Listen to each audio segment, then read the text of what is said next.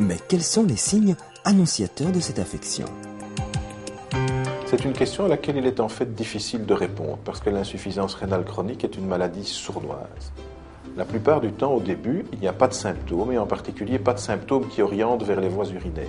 C'est ainsi, par exemple, que quelqu'un qui a une insuffisance rénale va continuer à uriner de façon tout à fait normale.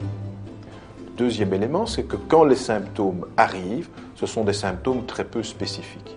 On est fatigué, pas en forme, là aussi, il n'y a rien qui oriente vers la cause du trouble qui est une insuffisance rénale si on ne la recherche pas.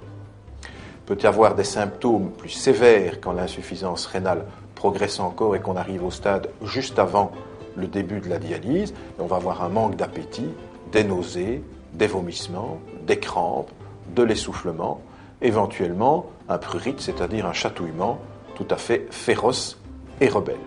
Ces symptômes-là sont beaucoup trop tardifs pour qu'on puisse se fier à eux pour faire le diagnostic d'insuffisance rénale. En évoquant ces signes à votre médecin, celui-ci devra réaliser des examens sanguins, urinaires ou radiologiques, afin d'établir un diagnostic précis de l'insuffisance rénale. Pour ce diagnostic, votre médecin s'en remettra probablement à un spécialiste du rein, un néphrologue. Pourquoi réaliser un examen sanguin ?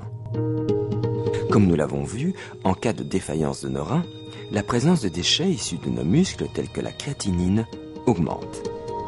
D'autres déchets tels que l'urée s'y concentrent également. Votre médecin mentionnera peut-être aussi le terme clairance de créatinine. On mesure dans ce cas la quantité de créatinine restant dans le sang par rapport à la quantité éliminée dans l'urine, ceci en l'espace d'1 minute. Grâce à ces examens, il est possible de poser un diagnostic précis d'insuffisance rénale.